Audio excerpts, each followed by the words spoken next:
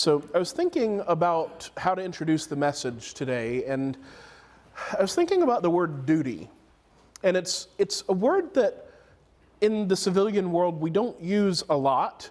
I grew up as an Army brat. We've got some VA nurses here with us. I know we've got other veterans and people that are around the military or law enforcement. But what is duty? We could look it up in Webster's and get a definition, but functionally, duty means doing what you're supposed to. And I remember in teaching martial arts, I remember a family in particular. And the mom, I love her, because when her kids would do something wrong, she would correct them. When they would do something right, she would praise them. But if they started gloating, if they started trying to show off a little bit, like, hey, look, Mom, I did my chores. She'd be like, what, do you want a cookie? Okay, you did your job. Congratulations, right? And so I started thinking about this, and started thinking about what is our Christian duty? Well, as I referenced earlier, Jesus says throughout the scriptures, come follow me. That's our duty in Christ. Take up your cross. There's countless passages that tell us our job, our duty is to follow Jesus. And then, of course, I started thinking about people that do their duty and the mixed emotions when they're recognized for it. Like, everybody wants a cookie, right? Everybody likes to be praised.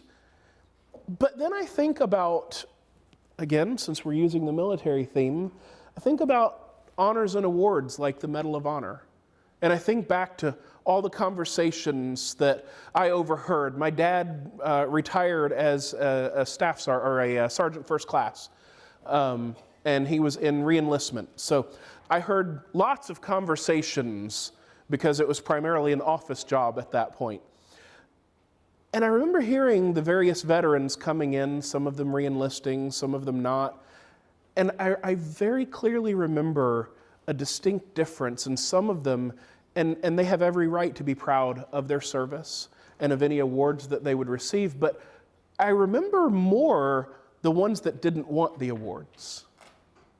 And we could go from a counseling perspective down a rabbit trail there. I'm not going to. There's a lot going on there. But one of the things you will consistently hear, and I'll use the example of the Medal of Honor, one of the things you'll consistently hear from recipients is, I don't deserve this, I just did my duty. Or, I don't even know why they're giving me the award, I survived. That's all I did was survive. But see, those types of awards are given not just for surviving. I understand where the veteran is coming from when they say that. Again, we could go down that rabbit trail, but those awards are given typically for extraordinary, in particular the Medal of Honor.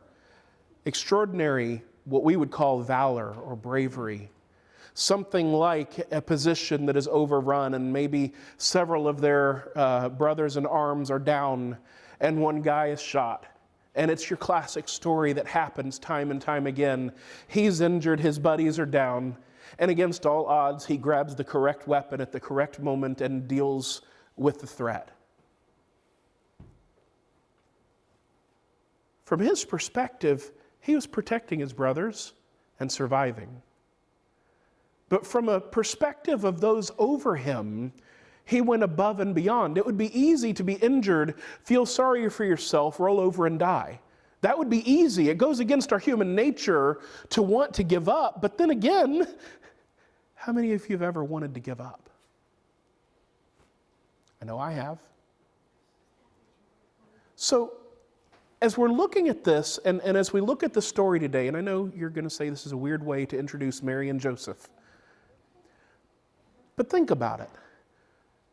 Believers, Old Testament or New Testament, are called to follow God, period. And all that entails, kind of like your diploma. If you graduate, right, all the rights and privileges thereunto, or however it's worded, it's like, I don't know what privileges come with that, but okay, it says it, right? When you're called to follow the Lord, it's a blank check. I think that's something that people miss. See, most people know that when you join the military, you're signing a blank check. I now am basically the property of the U.S. government. But I don't think as many people get that in the Christian life. When I come to Jesus, he says, follow me. It's a blank check. Our duty then is to follow him. Now, I've known many Christians over the years that did something I would consider extraordinary. I think of missionaries in particular because that's the easy one to think about. Elizabeth Elliot's husband, help me out. Jim Elliot went to an area where there was no gospel, never been a missionary. You can look at this two different ways because what happened, he got off the plane and he got murdered. He went to tell them about Jesus. They weren't having it. You thought your neighbor was hostile. They weren't having it. They killed him. He barely got off the plane. So you could look at that as a failure. You could say, well, man, that was a wasted life. Think about his parents, the time and effort that they put into raising him. Think about Elizabeth Elliot. She's married this man, he's doing God's work, and he got killed for doing nothing more than existing with a tribe that didn't like outsiders, because that's what it boiled down to. It wasn't even about the gospel. It was from a Christian perspective, but from the tribe's perspective, they just didn't like outsiders.